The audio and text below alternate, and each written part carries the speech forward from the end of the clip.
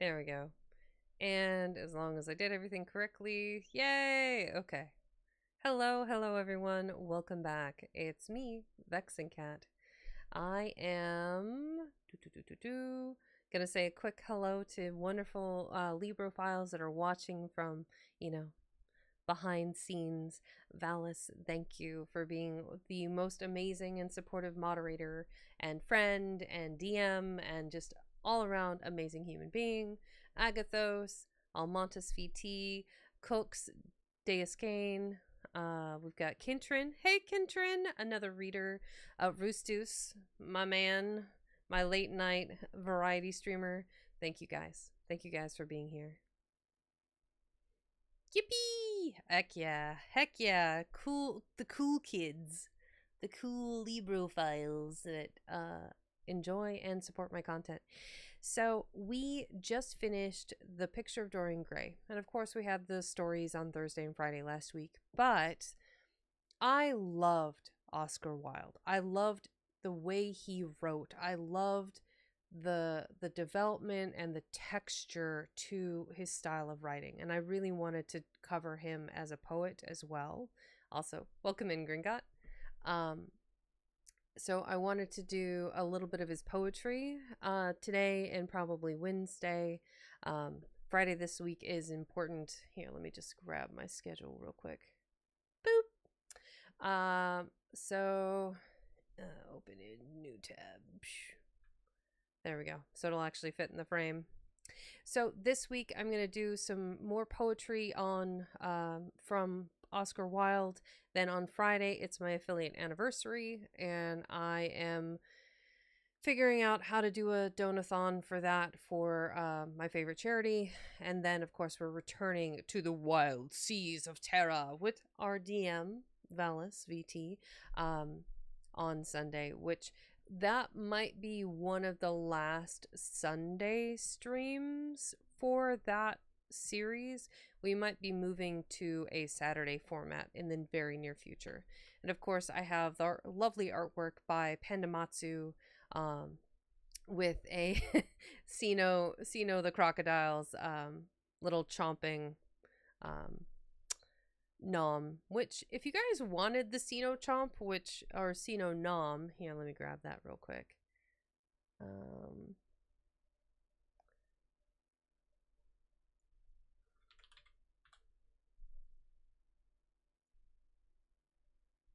Sino the crocodilio.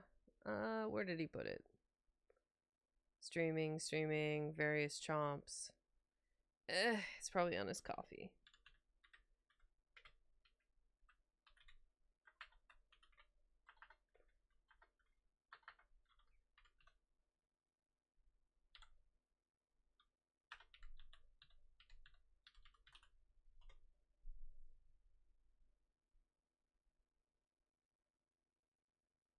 Huzzah! I found it. Okay. So if you guys wanted this very adorable chomping nom alligator for your very own, it's a free asset. He has a couple in his store that are free. Here, I'll just drop that in the side chat. Do that and do a real quick shout out to Sino the crocodile. So maybe we can see a clip of his fairly recently. About his karaoke stream. Well, that's 10 seconds of our lives. Fantastic. So yes, Sino the Crocodile, amazing creator, artist on here on Twitch. Yes, very ominous. He sings a pretty decent tune. But yeah, if you guys wanted the same little chomper, I don't know, emote, PNG thing that you can pin to your avatar, it's right there. It's free. Anyway, so like I said, we're going to be covering more. Yes, fantastic creator here on Twitch for sure. We're going to cover Oscar Wilde. We're going to use this cover, the poetry of Oscar Wilde, because unfortunately, this book cover has nothing. They gave us nothing. But, you know, this is more common of the era, just a generic blank cover. So the inside, the poetical works of Oscar Wilde is what we're covering today. And there is an outrageous, well, there's a poem at the beginning that I'll read. And then there's an outrageously long introduction, which I will not be reading 43 pages of whatever that is. But this poem is titled To My Wife, with a copy of my poems. I can write no stately poem as a proem. I can write no stately proem as a prelude to my lay. From a poet to a poem, I would dare to say. For if of these fallen petals one to you seem fair, love will waft it till it settles on your hair. And when wind and winter harden all the loveless land, it will whisper of the garden, you will understand. Oscar Wilde. Now, this edition is a 1913 publishing, about, what would that be, 13 years after his death, I think? So he died at 46, and this is a collection of all of his poetry. So, but yeah, we have a dedication and then a 40-page introduction. So I'm just going to skip all of the intro, which is a lot of just contents, blah, blah, blah. And just describing how Oscar Wilde is compared to other poets and yada yada. Yeah, no. Skip. Shh, they'll never know. So this section is dedicated to his friend George Fleming, which, surprisingly enough, I just found out today that George Fleming is the pseudonym author for Julia Constance Fletcher, a Brazilian author. So she wrote the Nile novel and Mirage in, I think that would have been in the late 1800s, early 19th century. And basically, she was unable to publish under her own name for obvious reasons. And so she was able to produce her books, and then she put them under the name George Fleming. So as far as like authors go, George Fleming's work was very popularized, and they were a known friend of Rudyard Kipling, Robert Browning, Walter Pater, Henry James, and of course, Oscar Wilde. So let me close that. All right, so did I still need this? I do not. Close that. All right, so once again, we are reading the poetry of Oscar Wilde, or the poetical works of Oscar Wilde. And do that, close that out.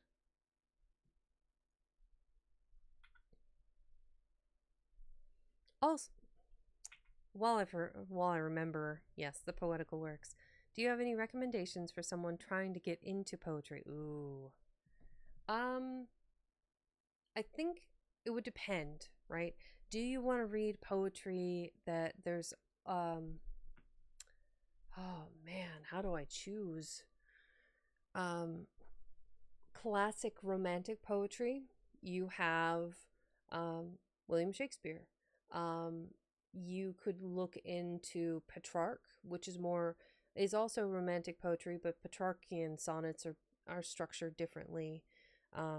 Petrarch would be good. He also wrote a lot of philosophical works.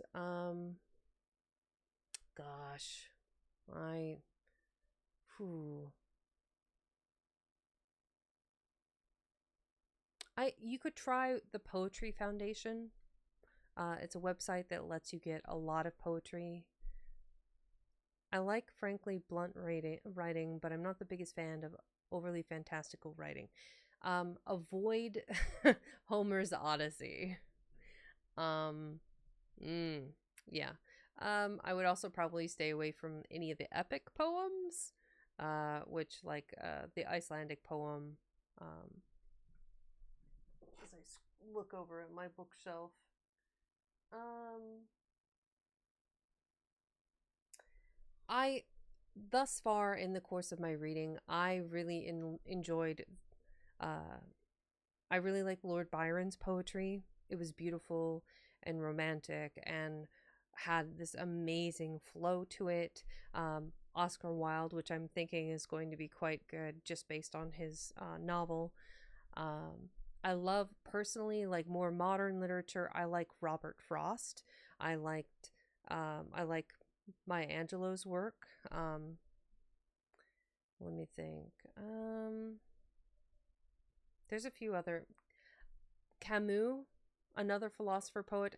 There is a little bit of a through line between philosophy and poetry, and I think there is an expression of the creative spirit, because we have a lot of thought and logic through philosophy, and that creative mind also needs a form of expression, and poetry can tend to be a branch off of that. Yeah, Robert Frost. But yeah, I would go to probably the Poetry Foundation. Ba, ba, ba, ba, ba, ba. There's a number of poems and poets right here on the Poetry Foundation. It's a good place to start because poetry is diverse. Like you have poems that are like a few stanzas or a few words, like a haiku. Japanese haiku and everything involved with that is short form poetry. You have longer form poetry like a sonnet, which is a little like basically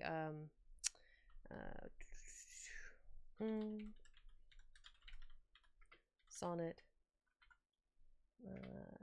24.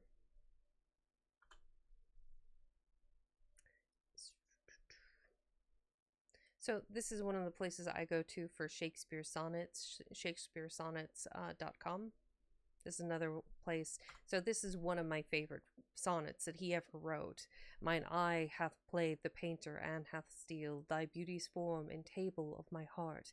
My body is the frame wherein 'tis held, and perspective that is best painter's art.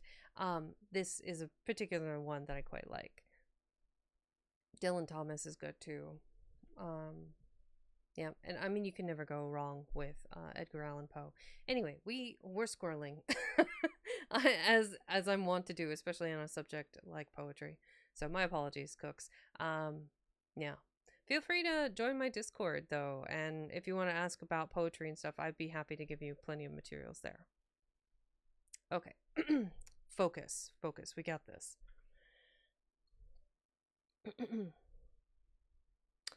So we are going to continue where we left off on exploring Oscar Wilde's work with today part 1 of the poetical works of Oscar Wilde. This first one is titled Ravenna.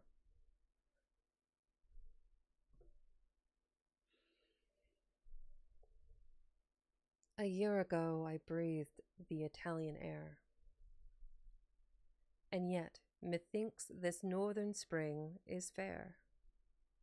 These fields made golden with the flower of March, the throstle singing on the feathered larch, the cawing rooks, the wood doves fluttering by, the little clouds that race across the sky. And fair the violet's gentle drooping head, the primrose pale for love uncomforted, the rose that burgeons on the climbing briar, the crocus bed that seems a moon of fire, round girdled with a purple marriage ring, and all the flowers of our English spring, fond snowdrops and the bright-starred daffodil. Up starts the lark beside the murmuring mill, and breaks the gossamer threads of early dew, and down the river like a flame of blue. Keen as an arrow flies the water king, while the brown linnets in their greenwood sing. a year ago. It seems a little time since last I saw that lordly southern clime, where flower and fruit to purple radiance blow, and like bright lamps the fabled apples glow. Full spring it was, and by rich flowering vines, dark olive groves, and noble forest pines, I rode at will. The moist, glad air was sweet. The white road rang beneath my horse's feet. And musing on Ravenna's ancient name, I watched the day still, marked with wounds of flame. The turquoise sky to burnished gold was turned.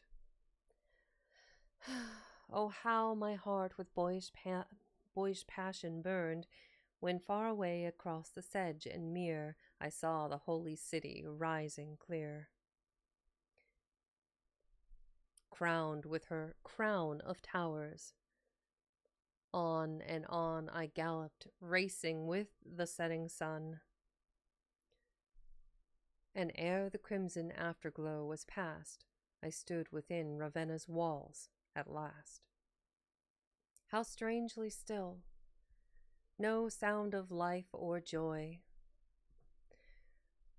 startles the air, no laughing shepherd boy pipes on his reed, nor ever through the day comes the glad sound of children at their play. Oh, sad and sweet and silent! Surely here a man might dwell apart from troublous fear, watching the tide of seasons as they flow, from amorous spring to winter's rain and snow, and have no thought of sorrow. Here, indeed, are Lethe's waters and that fatal weed, which makes a man forget his fatherland. Aye, amid lotus meadows dost thou stand like Proserpine, like Proserpine with poppy-laden head, guarding the holy ashes of the dead. For though thy brood of warrior sons hath ceased, thy noble dead are with thee. They at last are faithful to thine honor. Guard them well, O childless city, for a mighty spell, to wake men's hearts to dream of things sublime, are the lone tombs where rest the great of time.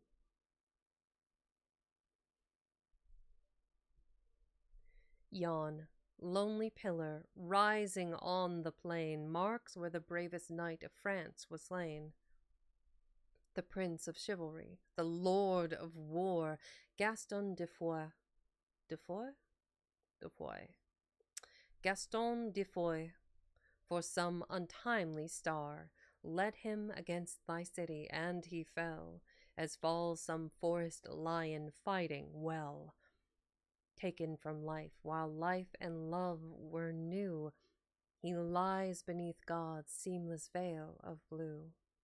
Tall, lance-like reeds wave sadly over his head, and oleanders bloom too deeper red.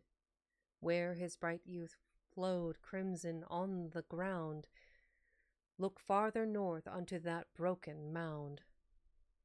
There, prisoned now within a lordly tomb, raised by a daughter's hand in lonely gloom, huge-limbed Theodoric, the Gothic king, sleeps after all his weary conquering. Time hath not spared his ruin. Wind and rain have broken down his stronghold, and again we see that death is mighty lord of all, and king and clown to ashen dust must fall. Mighty indeed, their glory, yet to me, barbaric king or knight of chivalry, or the great queen herself, were poor and vain beside the grave where Dante rests from pain. His gilded shrine lies open to the air, and cunning sculptors' hands have carven there the calm white brow, as calm as earliest morn, the eyes that flashed with passionate love and scorn, the lips that sang of heaven and of hell, the almond face which Giotto drew so well, the weary face of Dante. To this day, here in his place of resting, far away from Arno's yellow waters rushing down, through the wide bridges of that fairy town, where the tall tower of Giotto seems to rise, a marble lily under sapphire skies. Alas, my Dante, thou hast known the pain of meaner lives, the exile's galling chain, how steep the stairs within kings' houses are, and all the petty miseries which mar man's nobler nature with a sense of wrong. Yet this dull world is grateful for thy song. Our nations do thee homage. Even she, that cruel queen of vine-clad Tuscany, who bound with crown of thorns thy living brow, hath decked thine empty tomb with laurels now, and begs in vain the ashes of her son. O mightiest exile, all thy grief is done. Thy soul walks now beside thy Beatrice. Ravenna guards thine ashes. Sleep in peace. How lone this palace is, how gray the walls. No minstrel now wakes echoes in these halls. The broken chain lies rusting on the door, and noisome weeds have split the marble floor. Here lurks the snake, and here the lizards run by the stone lions blinking in the sun. Byron dwelt here in love and revelry for 2 long years. A second, Anthony, who of the world another Actium made, yet suffered not his royal soul to fade, or lyre to break, or lance to grow less keen, 'neath any wiles of an Egyptian queen. For from the east there came a mighty cry, and Greece stood up to fight for liberty, and called him from Ravenna. Never knight rode forth more nobly to wild scenes of fight. None fell more bravely on ensanguined field, borne like a Spartan back upon his shield.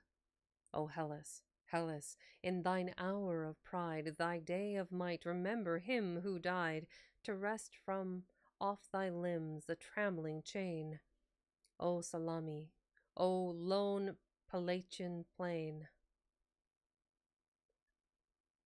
O tossing waves of wild Etruscan sea, O wind-swept heights of lone Thermopylae.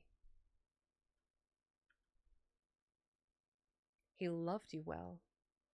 Aye, not alone in word, who freely gave to thee his lyre and sword, like Aeschylus at well-fought Marathon. And England, too, shall glory in her son, her warrior poet, first in song and fight. No longer now shall slander's venom spite crawl like a snake across his perfect name, or mar the lordly scutcheon of his fame. For, as the olive garland of the race, which lights with joy each eager runner's face, as the red cross which saveth men in war, as a flame-bearded beacon seen from far by mariners upon a storm-tossed sea, such was his love for Greece and liberty. Byron, thy crows are ever fresh and green, bred leaves of rose from Sapphic Mytilene, shall bind thy brows. The myrtle blooms for thee in hidden glades by lonely Castaly. The laurels wait thy coming, all are thine, and round thy head one perfect wreath will twine. The pine tops rocked before the evening breeze with the hoarse murmur of the wintry seas, and the tall stems were streaked with amber bright. I wandered through the wood in wild delight. Some startled bird with fluttering wings and fleet made snow of all the blossoms at my feet. Like silver crowns, the pale narcissi lay, and small birds sang on every twining spray. O waving trees, O forest, liberty, within your haunts at least a man is free, and half forgets the weary world of strife. The blood flows hotter, and a sense of life wakes in the quickening veins, while once again the woods are filled with gods we fancied slain. Long, long time ago, long time I watched, and surely hoped to see some goat-footed Pan make merry minstrelsy. Amid the reeds, some startled dryad maid, in girlish flight, or lurking in the glade. The soft brown limbs, the wanton, treacherous face of woodland god, Queen Diane in the chase, white-limbed and terrible, with look of pride. Queen Diane in the chase, white-limbed and terrible, with look of pride, in leash of boar-hounds leaping at her side, or Hylas, mirrored in the perfect stream. O idle heart, O fond Hellenic dream, ere long with melancholy rise and swell the evening chimes, the convent's vesper bell, struck on mine ears amid the amorous flowers. Alas, alas, these sweet and honeyed hours had whelmed my heart like some encroaching sea, and drowned all thoughts of black Gethsemane.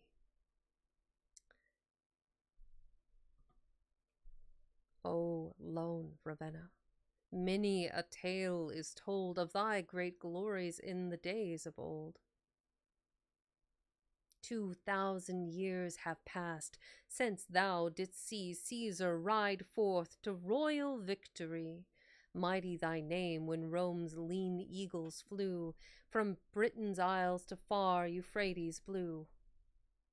And of the peoples thou wast noble queen, till in thy streets the Goth and Hun were seen. Discrowned by man, deserted by the sea, thou sleepest, rocked in lonely misery.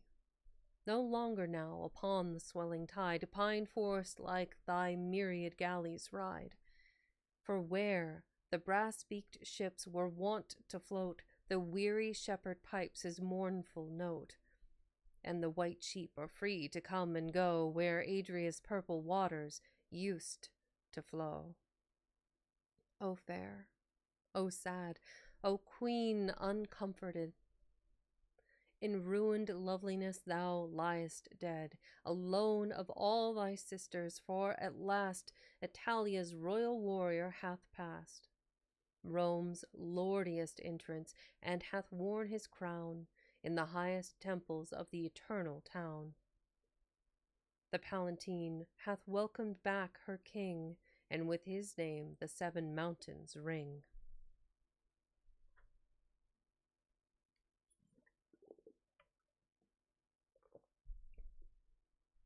And Naples hath outlived her dream of pain, and mocks her tyrant. Venice lives again, new risen from the waters, and the cry of light and truth, of love and liberty, is heard in lordly Genoa, and where the marble spires of Milan wound the air, rings from the Alps to the Sicilian shore, and Dante's dream is now a dream no more. But thou, Ravenna, better loved than all, thy ruined palaces are but a pall that hides thy fallen greatness, and thy name burns like a gray and flickering candle flame beneath the noonday splendor of the sun of New Italia, for the night is done. The night of dark oppression, and the day hath dawned in passionate splendor, Far away the Austrian hounds are hunted from the land beyond those ice-crowned citadels which stand, girdling the plain of royal Lombardy, from the far west unto the eastern sea. Welcome in, Lasada. I know, indeed, that sons of thine have died in Lisa's waters, by the mountainside of Aspromonte, on Navarra's plain. Nor have thy children died for thee in vain, and yet, methinks, thou hast not drunk this wine from grapes new crushed of liberty divine. Thou hast not followed that immortal star which leads the people forth to deeds of war.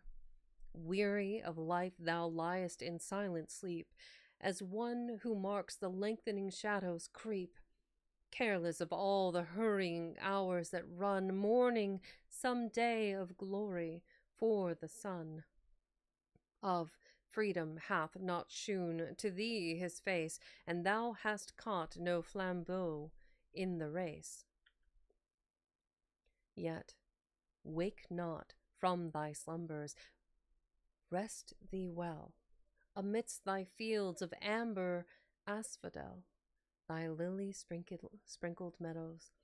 Rest thee here, rest thee there, to mock all human greatness. Who would dare to vent the paltry sorrows of his life before thy ruins, or to praise the strife of kings' ambition and the barren pride of warring nations? Wert not thou the bride of the wild lord of Adria's stormy sea, the queen of double empires? And to thee were not the nations given as thy prey? And now thy gates lie open night and day. The grass grows green on every tower and hall, the ghastly fig hath cleft thy bastioned wall, and where thy mailed warriors stood at rest, the midnight owl hath made her secret nest. O fallen, fallen from thy high estate, O city trammelled in the toils of fate, doth not remain of all thy glorious days but a dull shield, a crown of withered bays. Yet, who beneath this night of wars and fears from tranquil tower can watch the coming years? Who can foretell what joys the day shall bring, or why before the dawn the linnets sing? Thou, even thou, mayst wake as wakes the rose to crimson splendor from its grave of snows, as the rich cornfields rise to red and gold from these brown lands, now stiff with winter's cold. As from the storm rack comes a perfect star. O much-loved city, I have wandered far from the wave-circled islands of my home, have seen the gloomy mystery of the dome rise slowly from the drear Campana's way, clothed in the royal purple of the day. I, from the city of the violet crown, have watched the sun by Corinth's hill go down, and marked the myriad laughter of the sea from starlit hills of flower-starred Arcady. Yet back to thee returns my perfect love, as to its forest nest the evening dove. O poet's city, one who scarce has seen some 20 summers cast their doublets green, for autumn's livery would seek in vain to wake his lyre to sing a louder strain, or tell thy days of glory. Poor indeed is the low murmur of the shepherd's reed, where the loud clarion's blast should shake the sky and flame across the heavens, and to try such lofty themes were folly. Yet I know that never felt my heart a nobler glow than when I woke the silence of thy street with clamorous trampling of my horse's feet, and saw the city which now I try to sing after long days of weary traveling. Adieu, Ravenna. But a year ago I stood and watched the crimson sunset glow from the lone chapel on thy marshy plain. The sky was as a shield that caught the stain of blood and battle from the dying sun, and in the west the circling clouds had spun a royal robe, which some great god might wear, while into an ocean seas of purple air sank the gold valley of the Lord of Light. Yet here the gentle stillness of the night brings back the swelling tide of memory and wakes again my passionate love for thee. Now is the spring of love, yet soon will come on meadow and tree and the summer's lordly bloom. Oh, let me highlight where I'm at here. There we go. Oh my goodness. Welcome in, Raiders. Welcome in. Forest Cabin Raids. Oh, you're so kind. A forest raid. Hey everyone. Welcome in. Welcome in. Hi, my name is Vexing Cat. I've gone back to my my normal fall aesthetic. I am currently reading. Oh, Big Pile of Bacon. Thank you. Thank you. Guys, you're so great. I am currently reading the poetical work of Oscar Wilde. And thank you, Chelsea Lynn. Chelsea Hardolden. Ooh, that's a unique pronunciation. I'm they just keep coming. I'm so I'm overwhelmed. Forest Cabin Reads, you guys. Yes. What are you doing? What are you doing? Oh my gosh. Oh my gosh. Oh my god. It's nice to see you get some of that too. Oh my god. Pass the love. Pass the love along. Thank you. I love your face too, and you're beautiful. You have always have these beautiful flower crowns. I'm a huge fan. Breathe, Forest, breathe. Indeed. Forest, for those of you, my Libra files that haven't seen Forest Cabin Reads before, they are an artist, they are a fellow booktuber, they read on stream, they just have this warm, calming, soothing, sweet presence, and it's very enjoyable to step into their streams and give them a follow. So if you haven't checked out their content before, do so now. Give them a follow. They're amazing. 10 of 10 would recommend. But yes, currently we are reading Oscar Wilde, some of his poetry, who, in my opinion, was taken far too soon. Thank you. No, you. No, you're the one. They left us at 46, and I can only imagine what other amazing epigrams, poetry, novels they were capable of writing, and they were gone too soon. So let me finish this first poem. Thank you, Soul Maz. Thank you for the raid. Yes, hello, my name is Vexing Cat. I'm your local tiger librarian. I read classical literature and poetry, and currently I'm reading Oscar Wilde, the poetical works of Oscar Wilde. And Brem MC, hello, how are you? I'm well, but I'm lurking until the dreams drag me away from this cozy streaming bay. Aw, that's a nice little prose there. Good work. Okay, we are on this paragraph here. Let me get back to it. Forrest, be sure to hydrate, caffeinate, do whatever it is you need to relax and enjoy the story. And if you have to go, that's okay. Thank you for sharing your community with me. I appreciate you. Oh, love you. Bye. Okay. I'll start the paragraph again. Yet here the gentle stillness of the night brings back the swelling tide of memory and wakes again my passionate love for thee. Now is the spring of love, yet soon will come on meadow and tree the summer's lordly bloom. And soon the grass with brighter flowers will blow and send up lilies for some boy to mow. Then before long the summer's conqueror, rich autumn time, the season's usurer, will lend his hoarded gold to all the trees and see it scattered by the spendthrift breeze. And after that, the winter cold and drear, so runs the perfect cycle of the year. And so, from youth to manhood do we go, and fall to weary days and locks of snow. Love only knows no winter, never dies, nor cares for frowning storms or leaden skies. And mine for thee shall never pass away, though my weak lips may falter in my lay.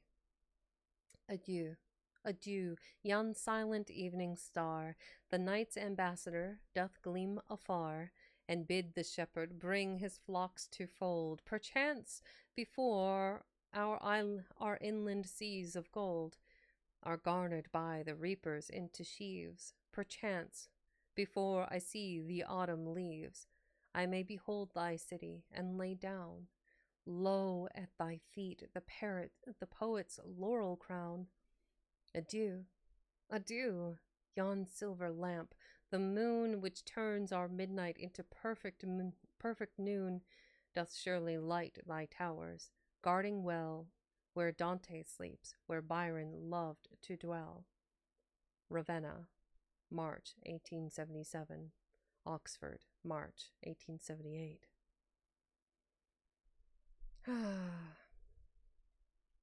Yeah, I think my favorite part of this poem by far was rich autumn time, the season's usurer, will lend his hoarded gold to all the trees and see it scattered by the spendthrift breeze. I think that section of that stanza is just absolutely exquisite, because it's just imagining like some miser hoarding all of the gold and nothing gold can stay is a Robert Frost quote. So like the scattering of his wealth into the trees and the land, making all the leaves go from green to gold to orange or red or brown, and falling there and losing their luster. It's something beautiful and poetic, and it awakens one to one's seasons. Let me take a look at this next poem here, if it's short. So these are just poems. Yeah, we'll be able to do a few of these. We have an ad break in about 17 minutes, so I want to get through a few poems before then. But between sections, we'll say, so between sections, be sure to hydrate, caffeinate, grab a snack, do whatever it is you need to enjoy the literature, in this case, poetry. I too shall drink.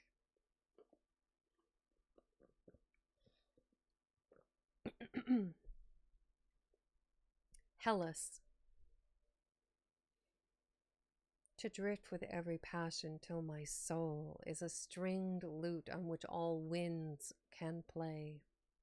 Is it for this that I have given away mine ancient wisdom and austere control? Methinks my life is a twice written scroll, scrawled over on some boyish holiday, with idle songs for pipe and firelay, which do but mar the secret of the whole. Surely there was a time I might have trod the sunlight heights, and from life's dissonance struck one clear chord to reach the ears of God. Is that time dead? Lo, with a little rod I did but touch the honey of romance. And must I lose a soul's inheritance? Interesting. So Hela being the goddess of hell, it's kind of interesting that he's beseeching Hellas To drift with every passion till my soul is a stringed lute on which all winds can play. I think he's beseeching that, like, let his passion fly free in this life, and if not, then in, you know, let my chord reach to the ears of God, that passion, that love, would go beyond his life, perhaps. Those in the know would also know that Oscar Wilde, while though he was married to a woman, was very much swinging for the other team. And you can really see the beautiful, like, love and affection for men he had in the picture of Dorian Gray. So this is called the Eleutheria. This one might be longer. Let's take a peek. Okay, we're good. We'll read this, then we'll go on an ad break.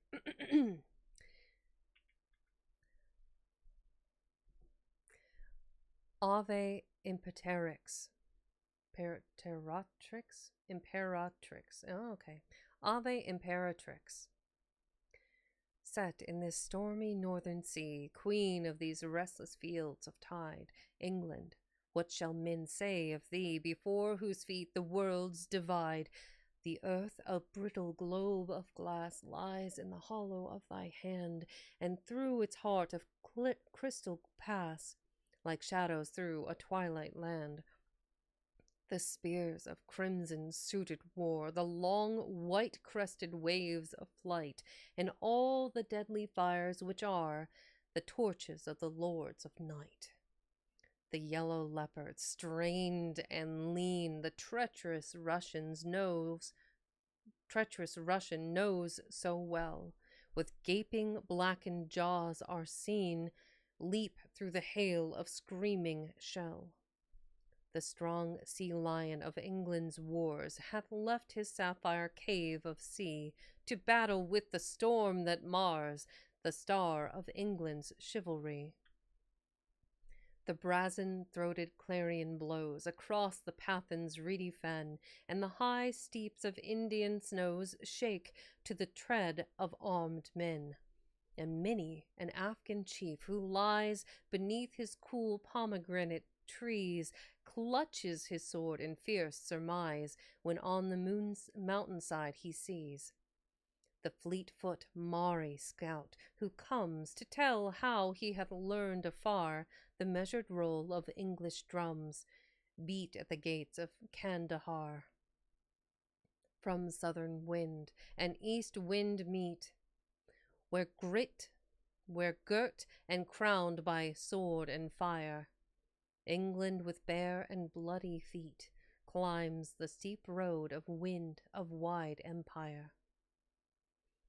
O lonely Himalayan height, grey pillar of the Indian sky, where saw'st thou last in clanging flight our winged dogs of victory?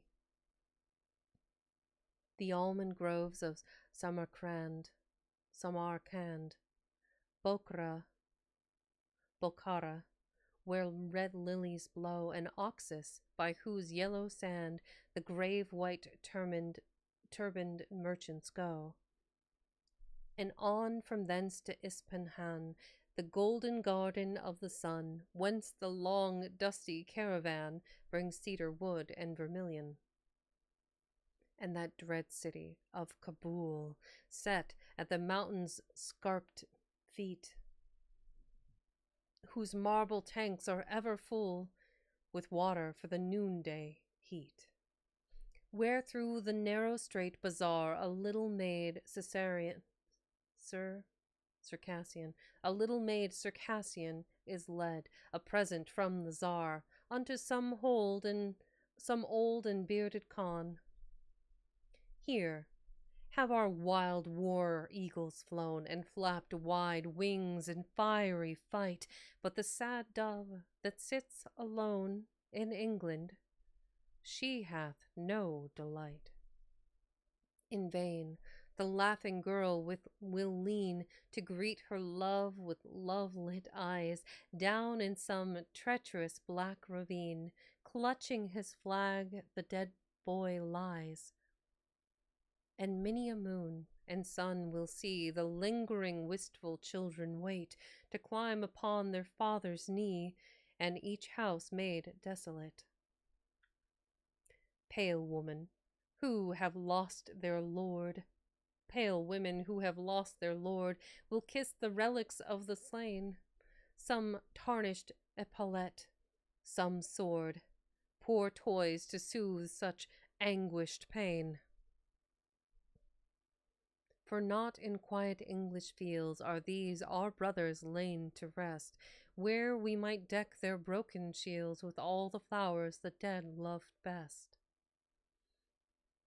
For some are by the Delhi walls, and many in the Afghan lands, and many where the Ganges fell, and many where the Ganges falls through 7 mouths of shifting sand. And some in Russian waters lie, and others in the seas which are the portals to the east, or by the wind-swept heights of Trafalgar. O wandering graves, O restless sleep, O silence of the sunless day, O still ravine, O stormy deep, give up your prey, give up your prey. And thou whose wounds are never healed, whose weary race is never won, O Cromwell's England, must thou yield for every inch of ground a son? Go, crown with thorns thy gold-crowned head, change thy glad song to song of pain. Wind and wild wave have got thy dead, and will not yield them back again. Wave and wild wind and foreign shore possess the flower of English land.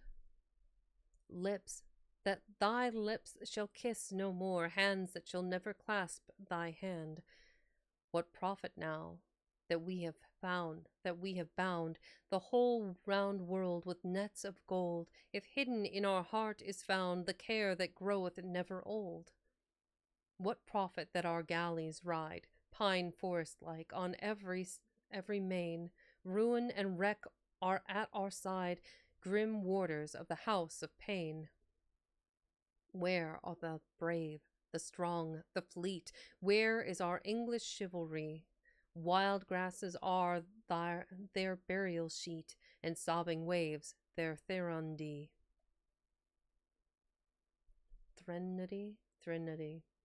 And sobbing waves their threnody. O loved ones, lying far away, what word of love can dead lips send? O wasted dust, O senseless clay, is this the end? Is this the end? Peace, peace, we wrong the noble dead, to vex their solemn slumbers so, though childless and with thorn-crowned head.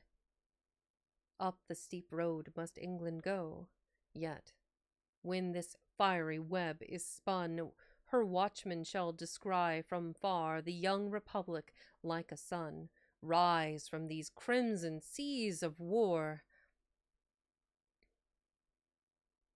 Oof. It's interesting that he would write so tragically about the dead of the English as an Irishman. Like, it's kind of interesting that he would write so beautifully over something so tragic as the English and their dead sons spread across the world. Makes you wonder. We'll go ahead and do the Sonnet of Liberty. Sonnet to Liberty. There we go. Sonnet to Liberty. Not that I love thy children, whose dull eyes see nothing save their own unlovely woe, whose minds know nothing, nothing care to know, but that the roar of thy democracies, thy reigns of terror, thy great anarchies, mirror my wildest passions like the sea, and give my rage a brother, liberty. For this sake only do thy dissonant cries delight my discreet soul, else might all kings, by bloody knout or treacherous cannonades, rob nations of their rights inviolate, and I remain unmoved. And yet, these Christs that dine upon the barricades, God knows it is I am with them in some things. That last line, God knows it I am with them in some things.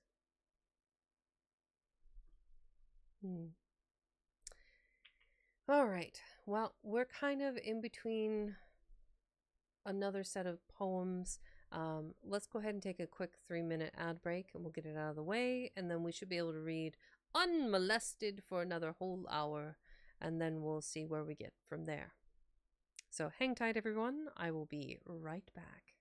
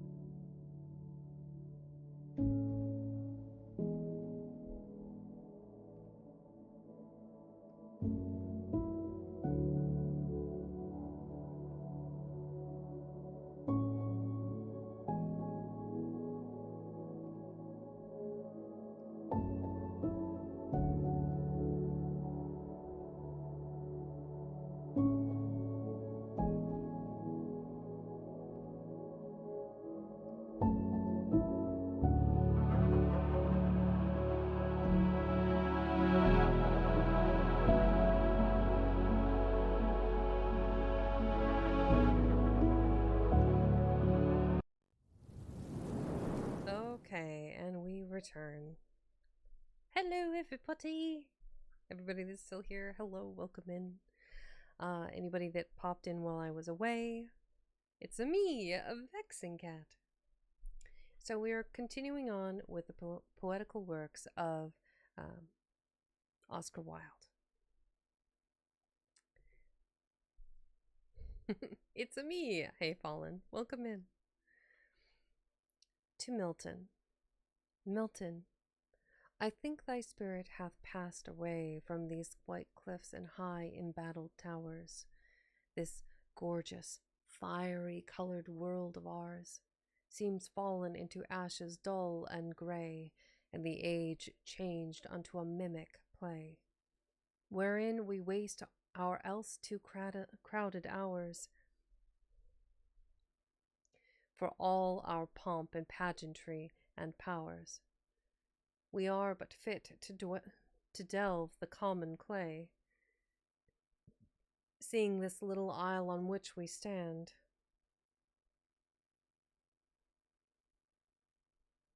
This England, this sea lion of the sea, by ignorant demagogues is held in fee.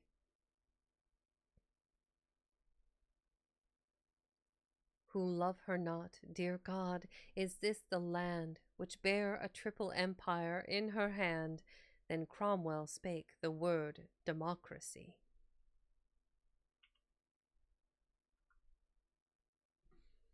Louis Napoleon.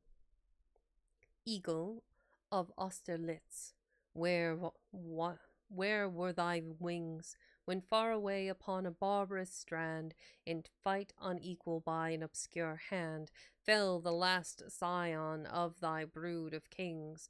Poor boy, thou shalt not flaunt thy cloak of red, or ride in state through Paris in the van of thy returning legions, but instead thy mother France, free and republican, shall on thy dead and crownless forehead place the better laurels of a soldier's crown, that not dishonored should thy soul go down to tell the mighty sire of thy race that France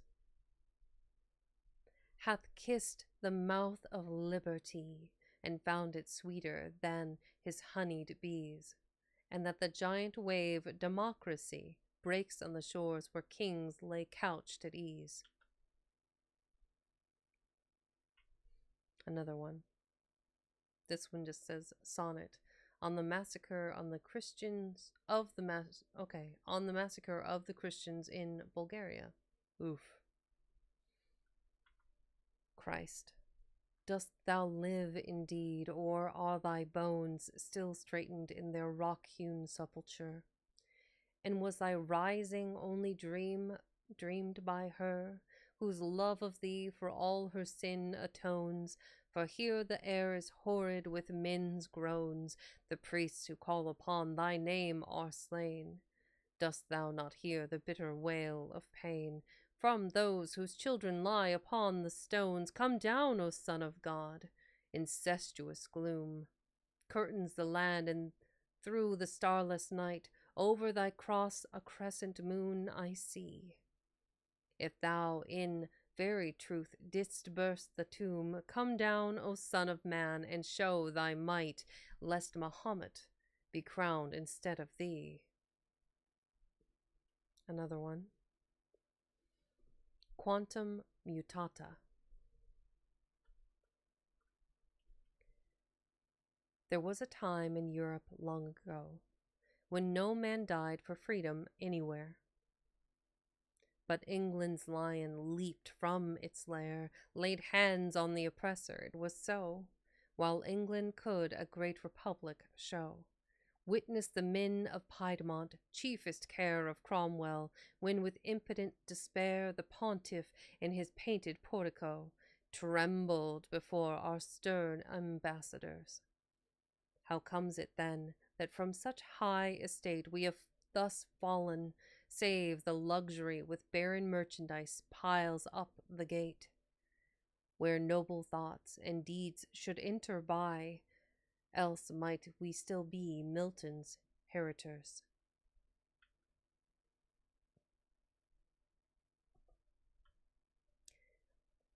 Libertatis sacra fames. Albeit nurtured in democracy, and liking best that state republican, where every man is king-like, and no man is crowned above his fellows.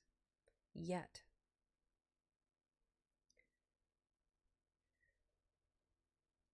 I see, spite of this modern fret for liberty, better the rule of one whom all obey than to let clamorous demagogues betray our freedom with the kiss of anarchy. Wherefore I love them not whose hands profane plant the red flag upon the piled up street, for no right cause, beneath whose ignorant reign arts, culture, reverence, honor, all things fade, save treason and the dagger of her trade, or murder with his silent, bloody feet.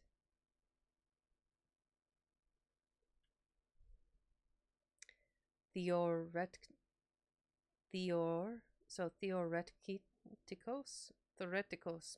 Okay, I'm trying.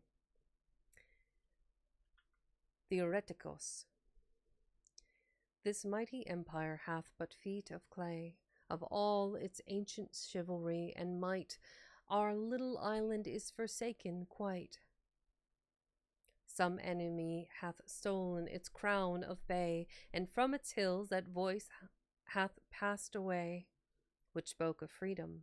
Oh, come out of it, my soul, thou art not fit for this vile traffic house, where day by day wisdom and reverence are sold at mart, and the rude people rage with ignorant cries against an heritage of centuries. It mars my calm, wherefore is dreams of art and loftiest culture I would stand apart, neither for God nor for his enemies. All right, that finishes section 2 of just poems. So we had the first section, which was Ravenna, then the section that is poems. Now we're on to the Garden of Eros.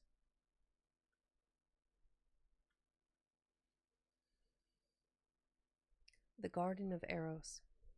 It is full summer now, the heart of June. Not yet the sunburnt reapers are astir upon the upland meadow, where too soon rich autumn time, the season's usurer, will lend his hoarded gold to all the trees, and see his treasures scattered by the wild and spendthrift breeze. That he cribbed his own words in another poem for that. That is fascinating. That he would copy his own stanza from another poem and just like, it's too good not to use it again, I'm going to. That's funny to me. Too soon indeed, yet here the daffodil, that love child of the spring, has lingered on to vex the rose with jealousy, and still the harebell spreads her azure pavilion, and like a strayed and wandering reveler, abandoned of its brothers, whom long since June's messenger,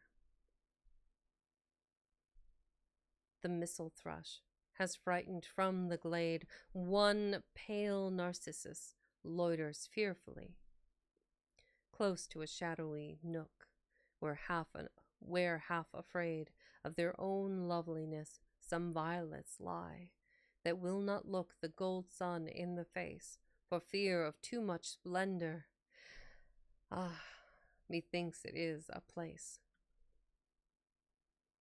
which should be trodden by Persephone, when wearied of the flowerless fields of Dis, or danced on by the lads of Arcady, or danced on by the lads of Arcady. The hidden secret of eternal bliss, known to the Grecian here, a man might find. Ah, you and I may find it now if love and sleep be kind. Agreed. Musicians and artists do it. Why not poets? Fair. And what is poetry but not lyrics? There are the flowers which mourning Heracles strewed on the tomb of Hylas Columbine. its white doves all aflutter where the breeze kissed them too harshly, the small celandine, that yellow curtled, yeah, the yellow curtled chorister, man, the yellow curtled chorister of Eve, and lilac's lady's smock, but let them bloom alone and leave. Yon spirited, yon spired hollyhock red crocketed, to sway its silent chimes, else must the bee, its little bell ringer, go seek instead some other pleasance, the anemone, that weeps at daybreak like a silly girl before her love and hardly lets the butterflies unfurl their painted wings beside it. Bid it pine.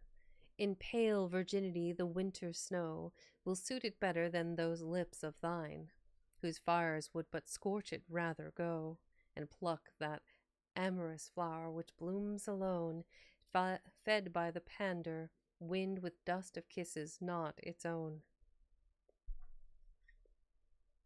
The trumpet mouths of red convolvulus, so dear to maidens, creamy meadow sweet, whiter than Juno's throat and odorous as all Arabia, hyacinths the feet of huntress Diane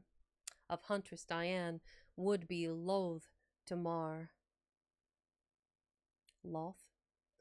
Of huntress Diane would be loth to mar for any dappled fawn. Pluck these and those fond flowers which are fairer than what Queen Venus trod upon beneath the pines of Ida Eucharis. That morning star which does not dread the sun, and budding marjoram which but to kiss would sweeten Cytherea's lips and make Adonis jealous. These for thy head and for thy girdle take.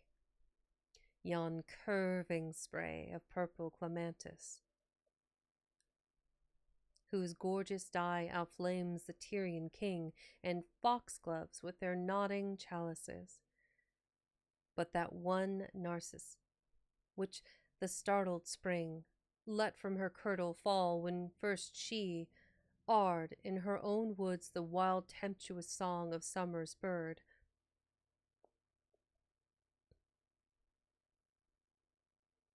I wonder if that ard is supposed to be heard.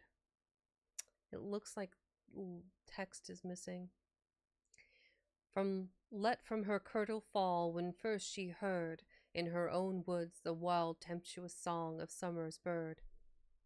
Yeah, that's better.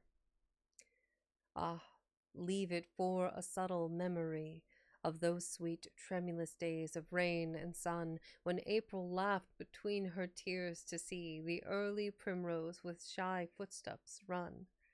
From the gnarled oak tree roots till all the wold, spite of its brown and trampled leaves, grew bright with shimmering gold. Nay, pluck it too, it is not half so sweet as thou thiest my soul's idolatry. And when thou art awearied at thy feet, shall oxlips weave their brightest tapestry. For thee the woodbine shall forget its pride and veil its tangled whorls, and thou shalt walk on daisies pied. And I will cut a reed by yonder spring, and make the wood gods jealous, and old Pan wonder what young intruder dares to sing, and these still haunts where never foot of man should tread at evening, lest he chance to spy the marble limbs of Artemis and all her company.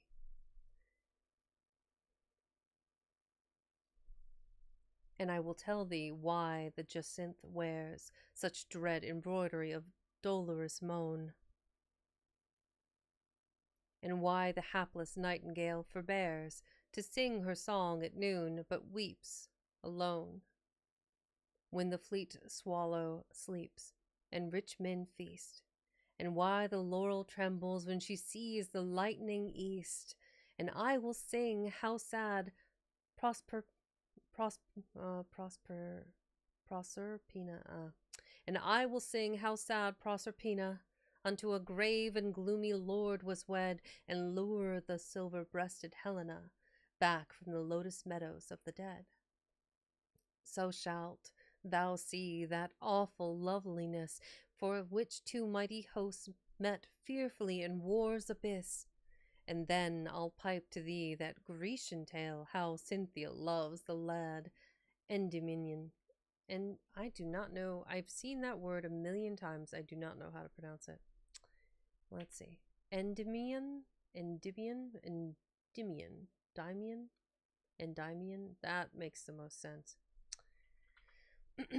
And then I'll pipe to thee that Grecian tale, how Cynthia loves the lad Endymion, and hidden in a grey and misty veil, hies to the cliffs of Latmos, once the sun leaps from his ocean bed in fruitless chase of those pale flying feet, which fade away in his embrace.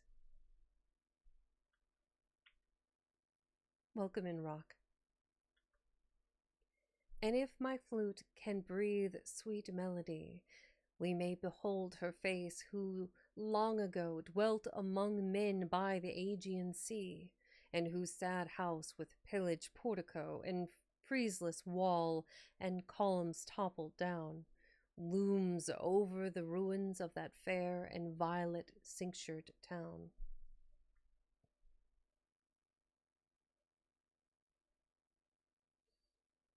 Spirit of beauty, tarry still a while. They are not dead, thine ancient votaries. Some few there are to whom thy radiant smile is better than 1,000 victories. Though all the nobly slain of Waterloo rise up in wrath against them, tarry still. There are a few who, for thy sake, would give their manlyhood and consecrate their being. I, at least, have done so, made thy lips my daily food, and in thy temples found a goodlier feast than this starved age can give me, spite of all its new-found creeds so skeptical and dogmatical. Hear not Cephisos, not Ilisos flows. The woods of white Kolonos are not here. On our bleak hills the olive never blows. No simple priest conducts his lowering steer up the steep marble way, nor through the town do laughing maidens bear to thee the crocus-flowered gown.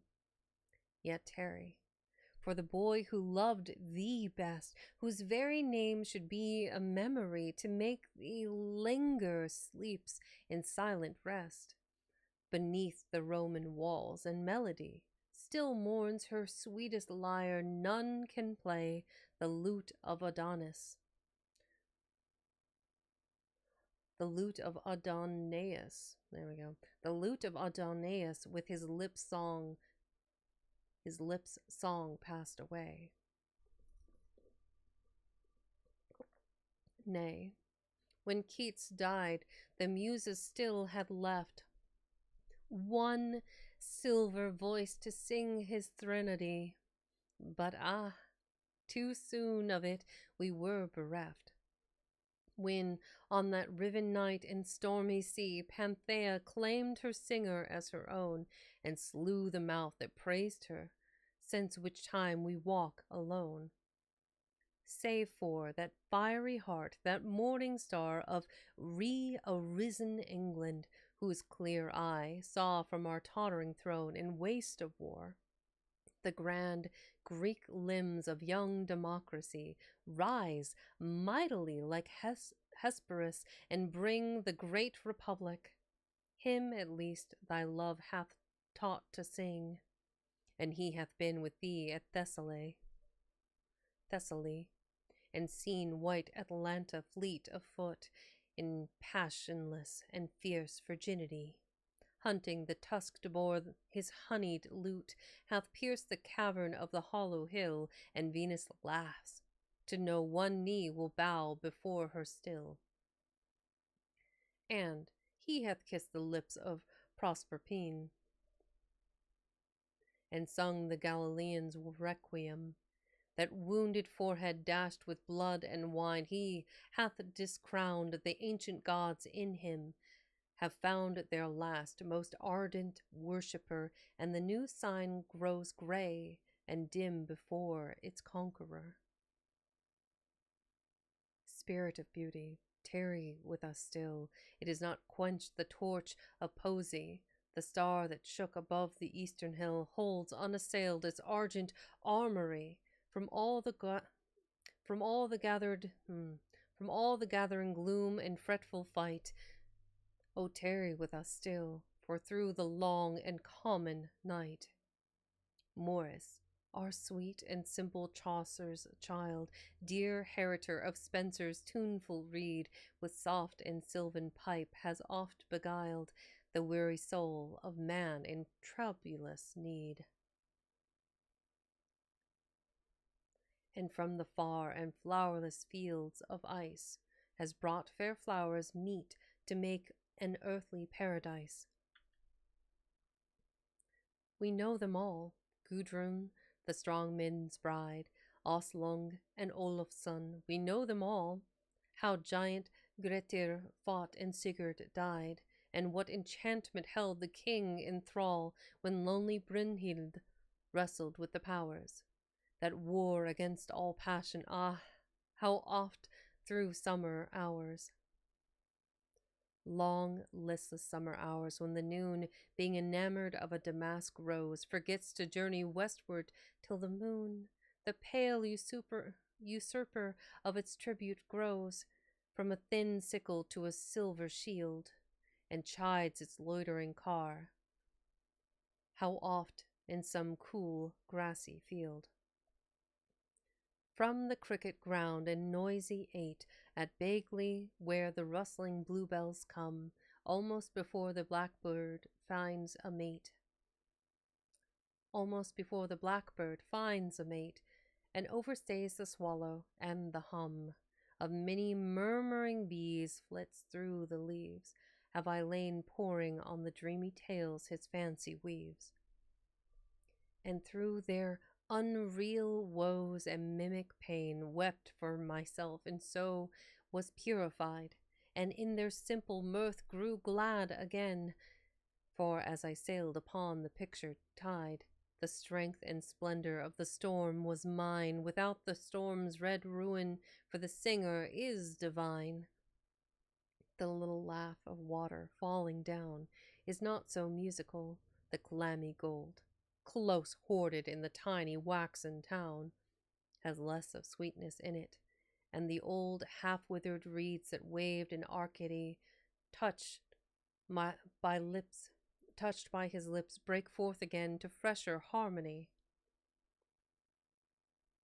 Spirit of beauty, tarry yet a while, although the cheating merchants of the mart with iron roads profane our lovely isle, and break on whirling wheels the limbs of art. Aye, though the crowded factories beget the blind worm ignorance that slays the soul, oh tarry yet.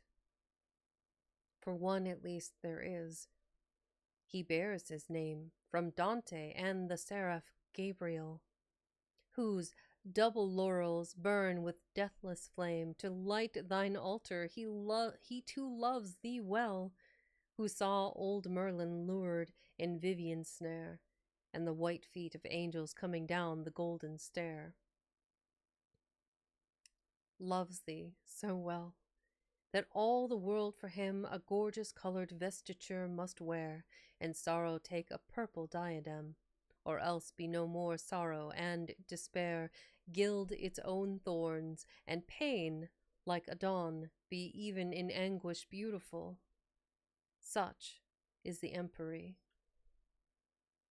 which painters hold, and such the heritage this gentle solemn spirit doth possess, being a bitter mirror being a better mirror of his age, in all his pity, love, and weariness, than those who can but copy common things and leave the soul unpainted with its mighty questionings.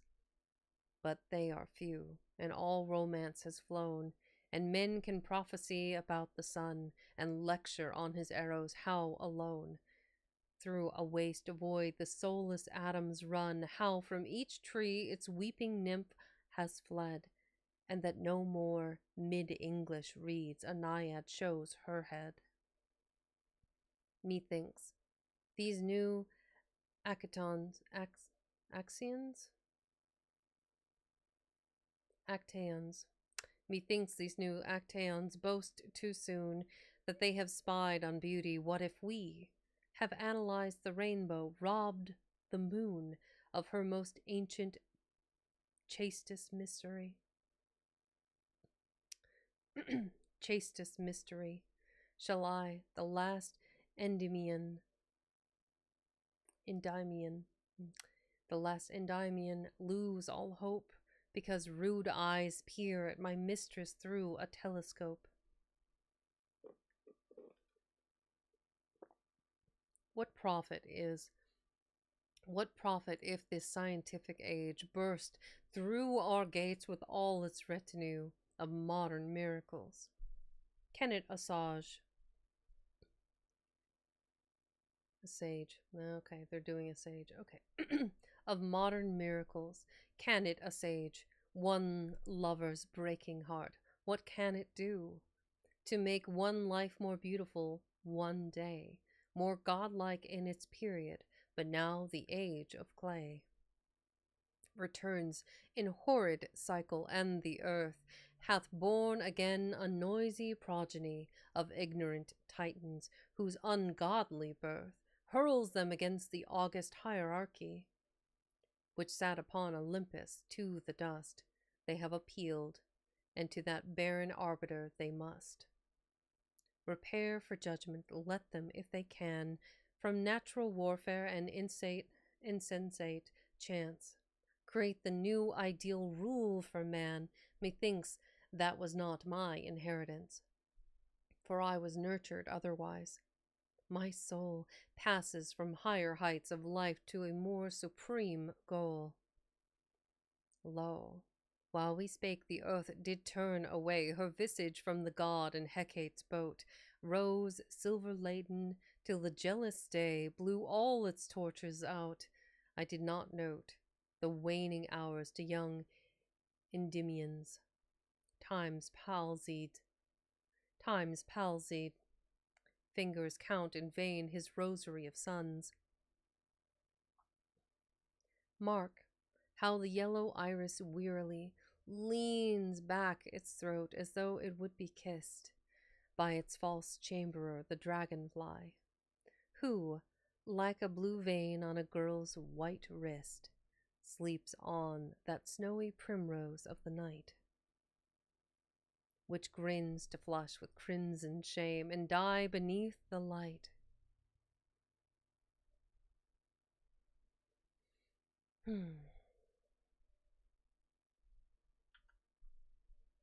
Come, let us go. Against the pallid shield of the wan sky, the almond blossoms gleam. The corn crake, nested in the unmown field, answers its mate across the misty stream.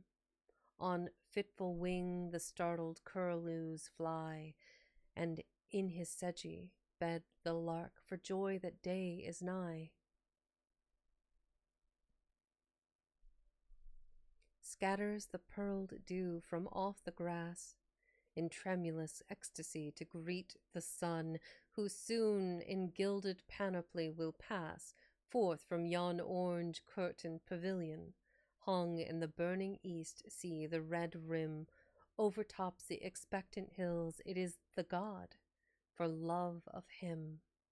Already the shrill lark is out of sight, flooding with waves of song this silent dell.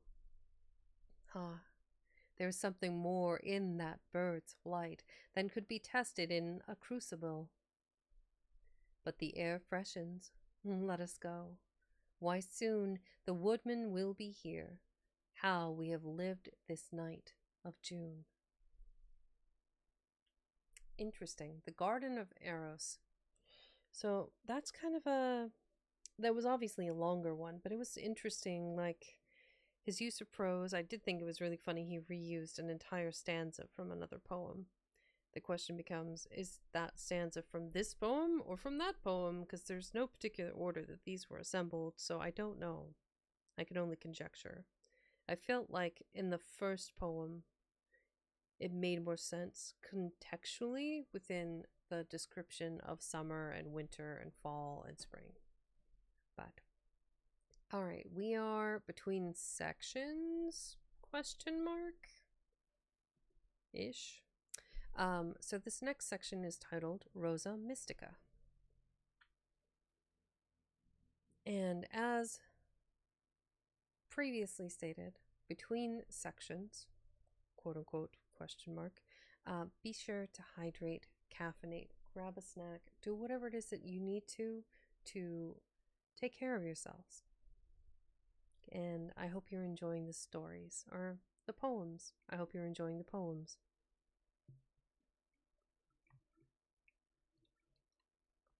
It's funny. I say enjoying the story so much that it feels rote. It feels natural, and even though I'm not currently reading a story, it makes sense. Anyway, here we go.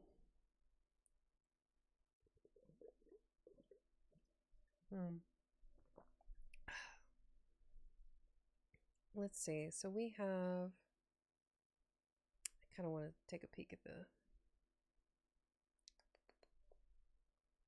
the downside of reading this style of book is that it was from an archive, and the sections aren't separated well into like readily accessible parts. So like if I want to go to a specific section, I have to go find the individual page. But I think we're going to read another 30 minutes to an hour. How many snoozes do I have? I really don't want to have anybody else have to go through any more ads. I'll use up what I've got so that way we don't have to deal with them. And we can read through hopefully another section. This is, so the sun, we are on page 90. Okay, so there's a number of short poems through this section, followed by another section that's kind of longer. Oh, that's an epic. Okay, so we're gonna read up until let's see where we can get in the next like 45 minutes. That works. So Rosa Mystica.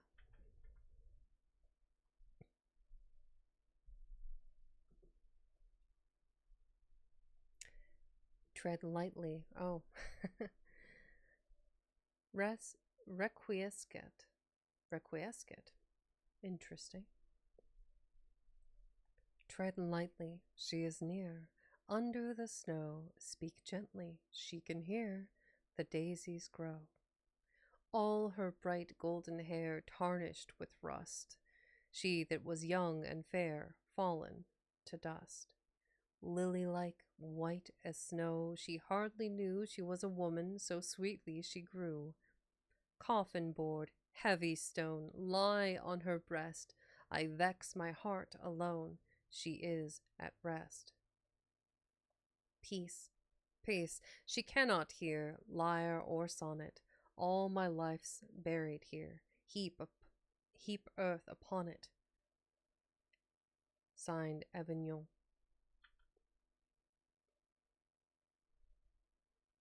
Sonnet of approaching Italy. I reached the Alps. The soul within me burned. Italia, my Italia, at thy name. And when from out the mountain's heart I came and saw the land for which my life had yearned, I laughed as one who some great prize had earned, and musing on the marvel of thy fame, I watched the day, till marked with wounds of flame, the turquoise sky to burnished gold was turned, the pine trees waved as waves a woman's hair, and in the orchards every twining spray was breaking into flakes of blossoming foam. And when I knew that far away at Rome, in evil bonds a second Peter lay, I wept to see the land so very fair. Turin. San Miniato. See, I have climbed the mountainside up to this holy house of God, where once that angel painter trod, who saw the heavens opened wide, and throned upon the crescent moon, the virginal white queen of grace. Mary, could I but see thy face, death could not come at all too soon. O crowned by God with thorns and pain, mother of Christ, O mystic wife, my heart is weary of this life, and over sad to sing again. O crowned by God with love and flame, O crowned by Christ the Holy One, O listen ere the searching sun show to the world my sin and shame.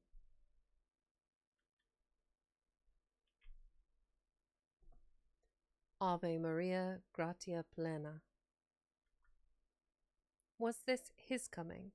I had hoped to see a scene of wondrous glory, as was told of some great god who, in a rain of gold, broke open bars and fell on Danae. Or a dread vision as when Semele, sickening for love and unappeased desire, prayed to see God's clear body and the fire, caught her brown limbs and slew her utterly. With such glad dreams I sought this holy place, and now with wondering eyes and heart I stand before this supreme mystery of love. Some kneeling girl with passionless pale face, an angel with a lily in his hand, and over both the white wings of a dove. Florence.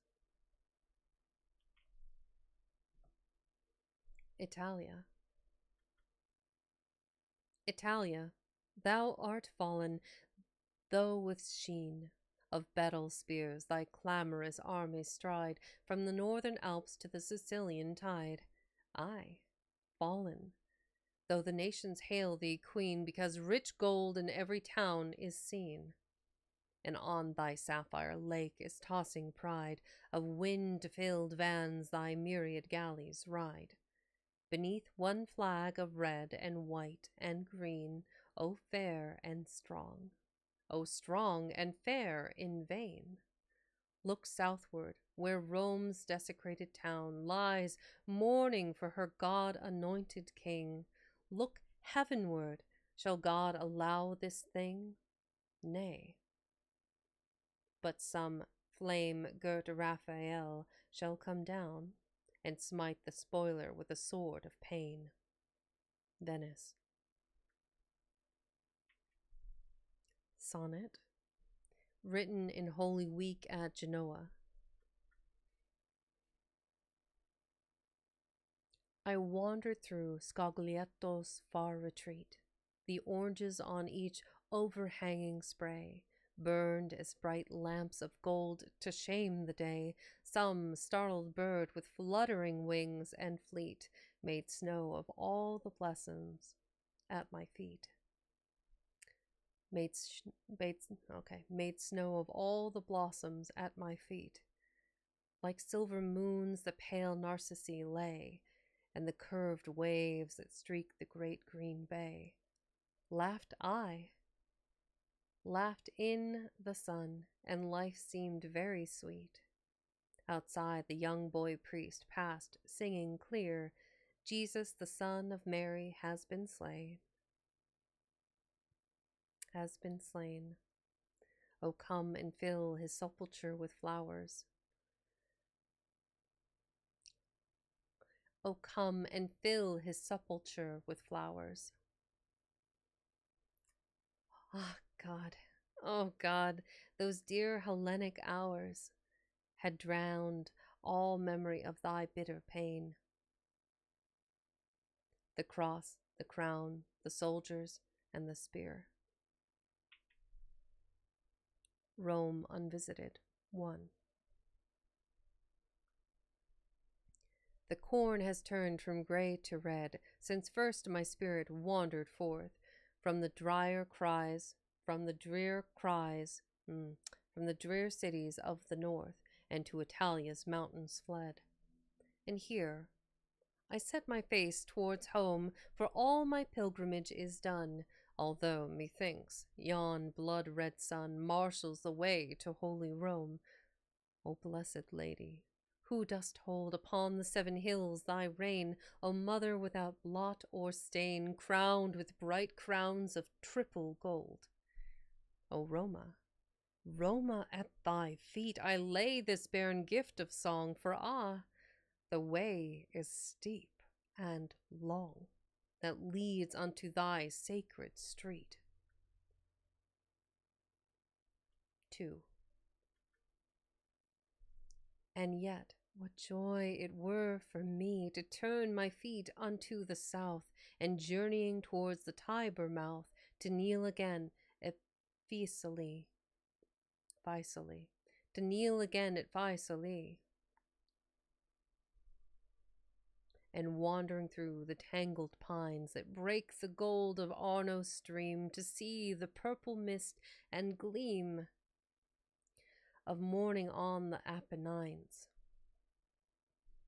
By many a vineyard hidden home, orchard and olive garden gray, till from the drear Campagna's way the 7 hills bear up the dome. 3. A pilgrim from the northern seas, what joy for me to seek alone the wondrous temple and the throne of him who holds the awful keys. When bright with purple and with gold come priest and holy cardinal, and borne above the heads of all the gentle shepherd of the fold. O joy to see before I die the only God-anointed King, and hear the silver trumpets ring a triumph as he passes by. Or at the brazen-pillared shrine holds high the mystic sacrifice, and shows his God to human eyes beneath a veil of bread and wine.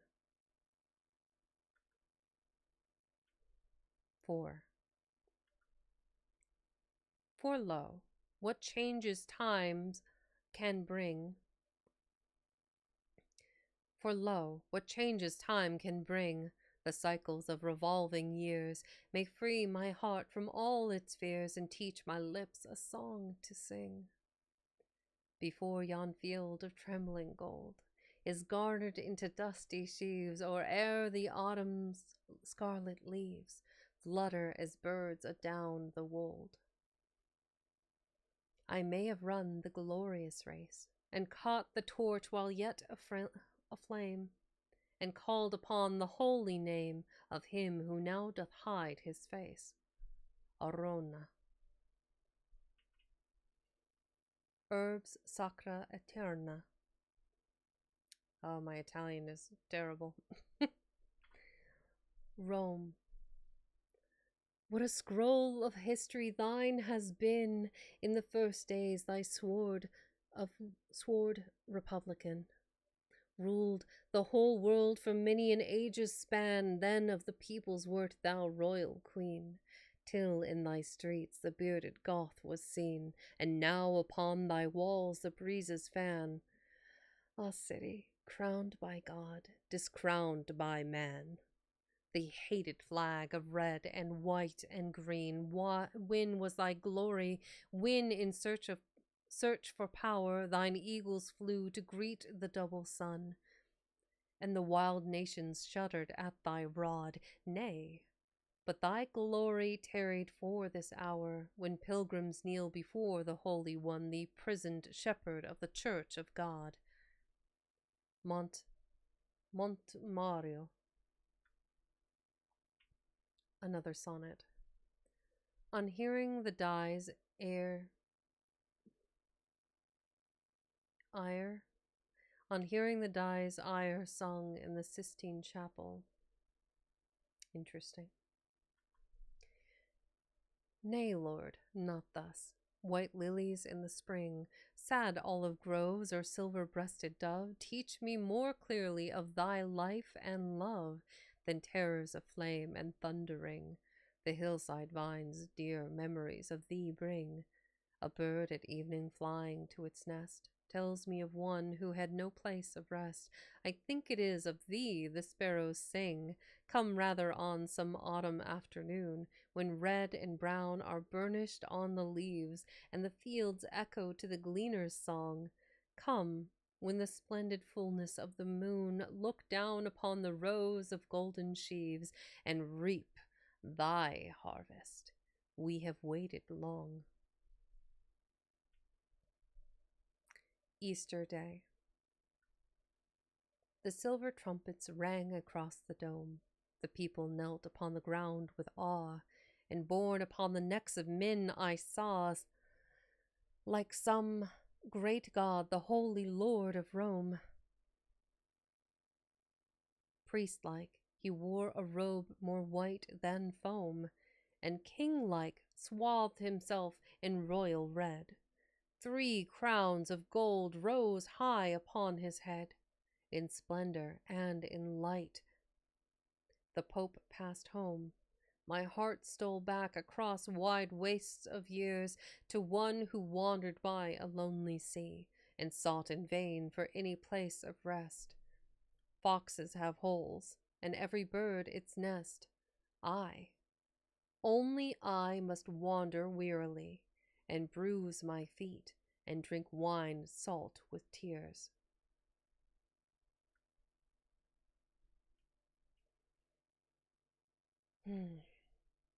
E tenebris.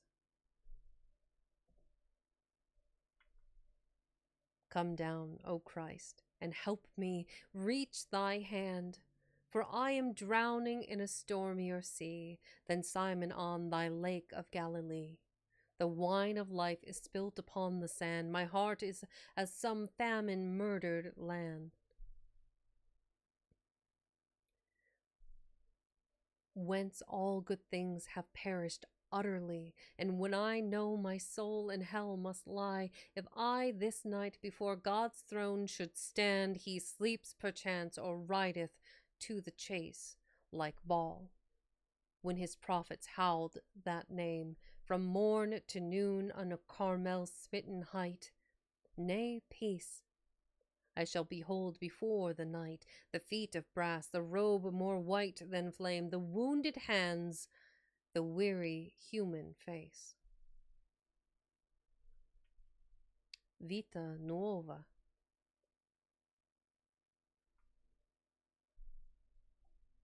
I stood by the unvintageable sea till the wet waves drenched hair and till the wet waves drenched face and hair with spray. The long red fires of the dying day burned in the west, the wind piped drearily, and to the land the clamorous gulls did flee. Alas, I cried, my life is full of pain, and who can garner fruit or golden grain from these waste fields which travail ceaselessly? My nets gaped wide with many a break and flaw. Nathless, I threw them as my final cast into the sea and waited for the end. When lo, a sudden glory, and I saw from the black waters of my tortured past the argent splendor of white limbs ascend. Madonna Mia. A lily girl, not made for this world's pain, with brown, soft hair close braided by her ears, and longing eyes half veiled by slumberous tears, like bluest water seen through mists of rain, pale cheeks whereon no love hath left its stain, red underlip drawn in for fear of love, and white throat, whiter than the silvered dove, through whose wan marble creeps one purple vein. Yet, though my lips shall praise her without cease, even to kiss her feet, I am not bold, being overshadowed by the wings of awe, like Dante when he stood with Beatrice beneath the flaming lion's breast and saw the seventh crystal and the stair of gold.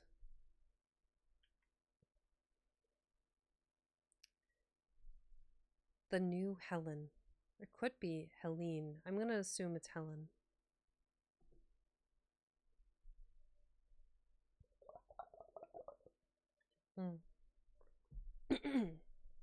Remember to stay hydrated, everyone.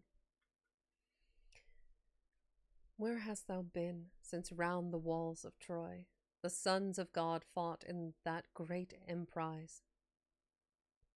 Why dost thou walk our common earth again? Hast thou forgotten that impassioned boy, his purple galley and his Tyrian men, and treacherous Aphrodite's mocking eyes? For surely it was thou who, like a star, hung in the silver silence of the night, didst lure the old world's chivalry and might into the clamorous crimson waves of war. Or didst thou rule the fire-laden moon?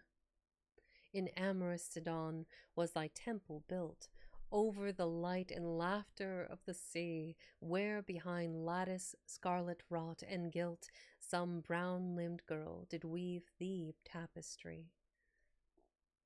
All through the waste, in wearied hours of noon, till her wan cheek with flame of passion burned, and she rose up, the sea-washed lips to kiss of some glad Cyprian sailor, safe returned from Calliope and the cliffs of Heracles. From Calpe? Of some glad Cyprian sailor, safe returned from Calpe and the cliffs of Heracles. No, thou art Helen, and none other one. It was for thee that young Sarpedon died, and Memnon's manhood was untimely spent. It was for thee gold-crested Hector tried with Thetis' child that evil race to run in the last year of thy beleaguerment. Oh, that's weird. I'm clicking on something.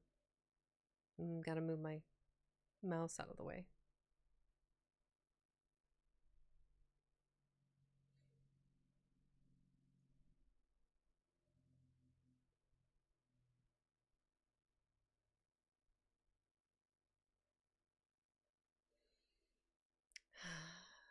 No, thou art Helen, and none other one. It was for thee that young Sarpedon died, and Memnon's manhood was untimely spent. It was for thee gold-crested Hector tried with Thetis' child that evil race to run in the last year of thy beleaguerment. Aye, even now the glory of thy fame burns in those fields of trampled asphodel, where the high lords, whom Ilion knew so well, clash ghostly shields and call upon thy name. Hi. Where hast thou been?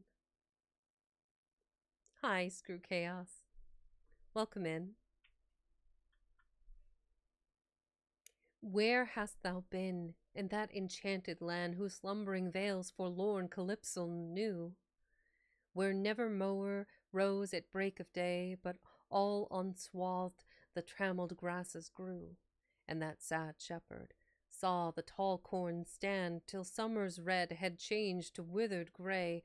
Didst thou lie there by some Lethean stream, deep brooding on thy ancient memory, the crash of broken spears, the fiery gleam from shivered helm, the Grecian battle cry? Nay, thou wert hidden in the hollow hill with one who is forgotten utterly, that discrowned queen men call the Irisine, hidden away that never mightest thou see the face of her, before whose mouldering shrine today at Rome the silent nations kneel, who gat from love no joyous gladdening, but only love's intolerable pain. I love you too. Only a sword to pierce her heart in twain, only the bitterness of childbearing. The lotus leaves which heal the wounds of death lie in thy hand. Oh, be thou kind to me, while yet I know the summer of my days, for hardly can my tremulous lips draw breath to fill the silver trumpet with thy praise. So bowed am I before thy mystery, so bowed and broken on love's terrible wheel, that I have lost all hope and heart to sing, yet care I not what ruin time may bring, if in thy temple thou wilt let me kneel.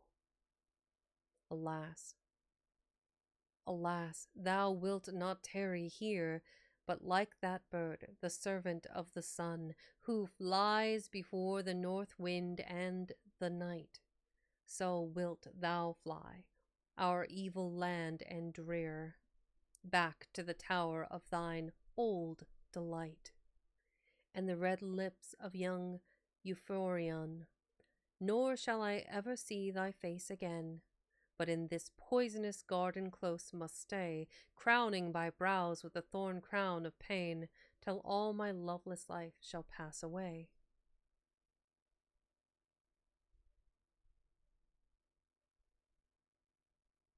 Ah, why are you like this? I hate it. I hate it so much. Okay. I love it. I just go to pick. Okay. If you're not scuffing, are you even doing a good job? Bah! Alas, alas, thou wilt not tarry here, but like that bird, the servant of the sun, who flies before the north wind and the night, so wilt thou fly our land and drear, our evil land and drear, back to the tower of thine old delight, and the red lips of young Euphorion. Nor shall I ever see thy face again, but in this poisonous garden close must stay, crowning my brows with a thorn crown of pain, till all my loveless life shall pass away. O Helen, Helen, Helen, yet a while, yet for a little while, oh, tarry here, till the dawn cometh and the shadows flee, for in the gladsome sunlight of thy smile, of heaven or hell I have no thought or fear, seeing I know no other God but thee, no other God save him before whose feet in nets of gold the tired planets move, the incarnate spirit of spiritual love, who in thy body holds his joyous seat.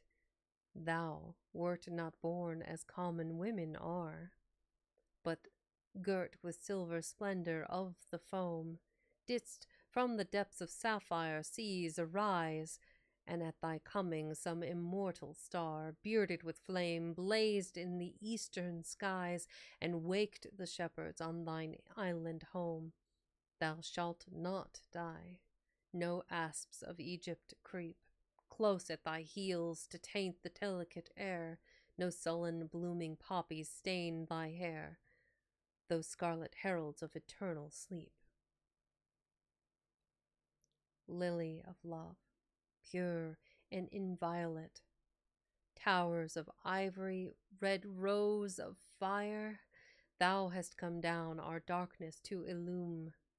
For we, close caught in the wide nets of fate, wearied with waiting for the world's desire, aimlessly wandering in the house of gloom, aimlessly sought some slumberous anodyne, for wasted lives, for lingering wretchedness, till we beheld thy re-arisen shrine, and the white glory of thy loveliness.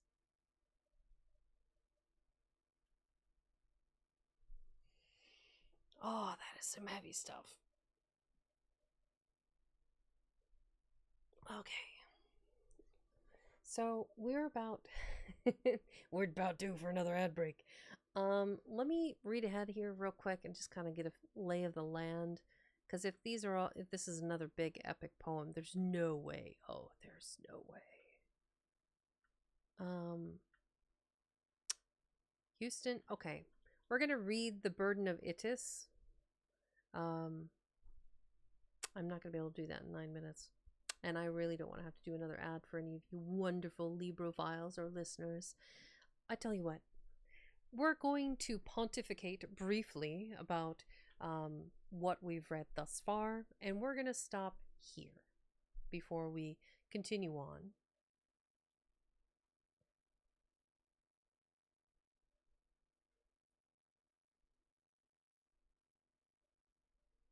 So copy this, books, edit.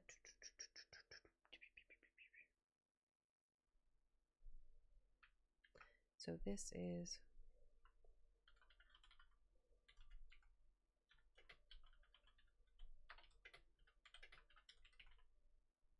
okay, save.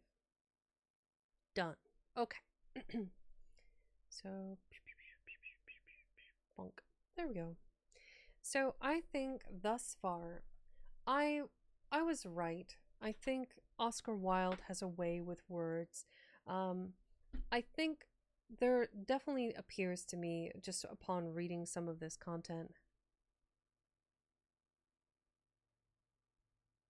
this quail is going to crawl into blankets and pulsate heat for the night. Get some rest, Lasada. Thank you for stopping by. So I think Oscar Wilde writes very beautiful prose. However, I do think that he is providing lip service. I think technical skill. I think the things that he was truly passionate about,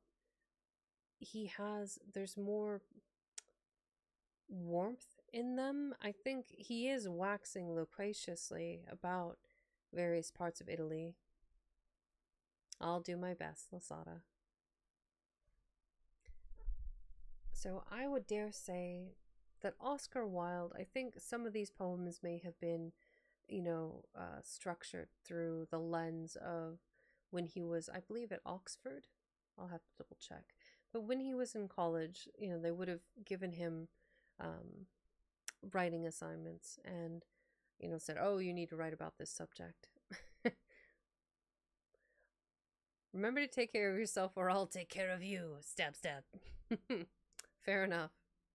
Well, the truth is, I think some of these poems are good, but I think we haven't gotten into the gooey, hazelnutty center of a Frere Rocher.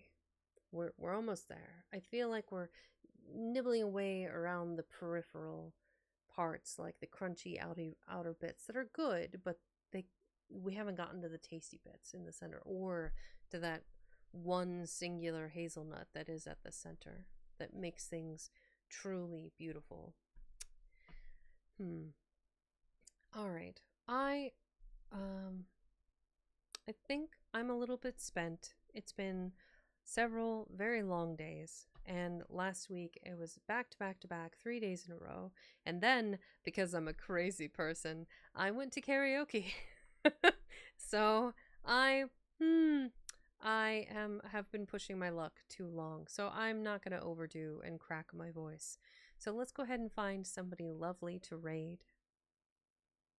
I have. Even with technically other people reading, there was still commentary, questions, banter, yada yada yada.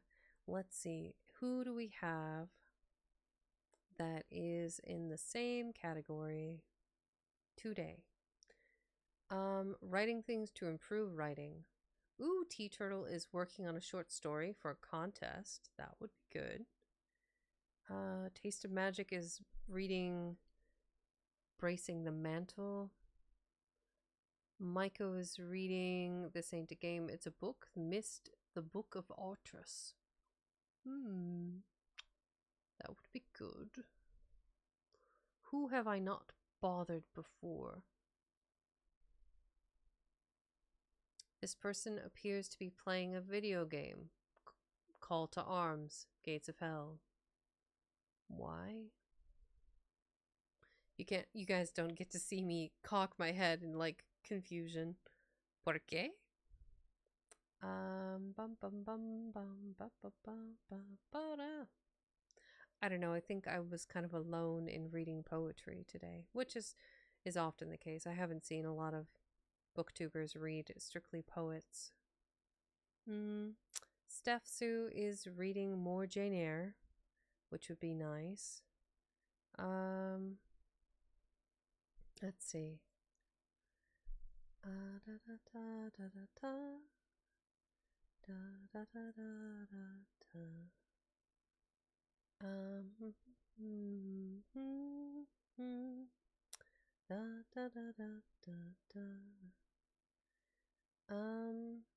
I think we're gonna opt for. We haven't rated Maiko in a minute, and he's only been reading for 10 minutes. And that is plenty of incentive because Steph's been reading for 2 hours, and I think we have comparable reading times. And I do know that, like me, just too much for too long. It's hard. It wears on one. So let's go bother Maiko. That way you guys can get more reading for a while. So hang on tight. Let's see. What are we going to say? Can't believe you karaoke'd without us. So, well, it's run by another mutual friend. They go by Space Circus, so they started hosting them on VR chat. So everybody piles into a room and you pick out your songs and then you sing it with all your heart and we go from there. Let's okay, so we'll do I have a schnoozle? I have one schnoozle. Perfect. Okay. Let's go ahead and do a raid message of Oscar really do be Wilden.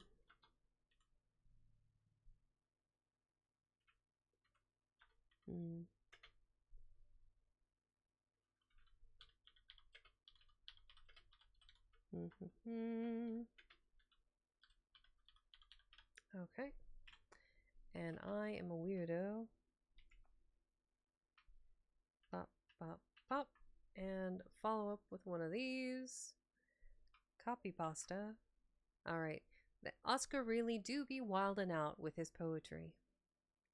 So we're going to go ahead and raid Maiko here, which is a VTuber that does, they do analysis with their snake, and they have a couple of different people that participate, and I think he's reading as a book presently.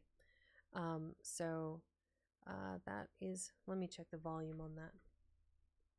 I don't want anybody to get surprised by.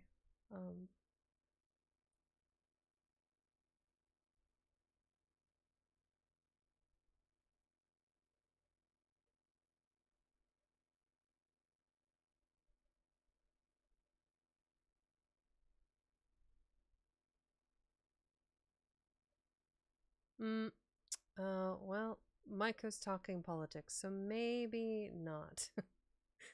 I recant my suggestion.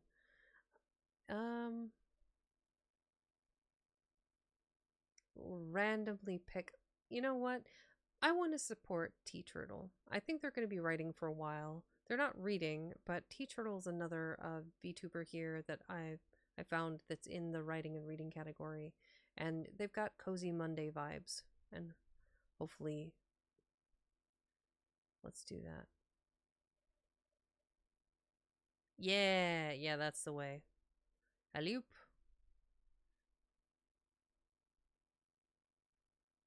Okay, everyone. We're going to go visit Tea Turtle, who is an incredibly chill VTuber.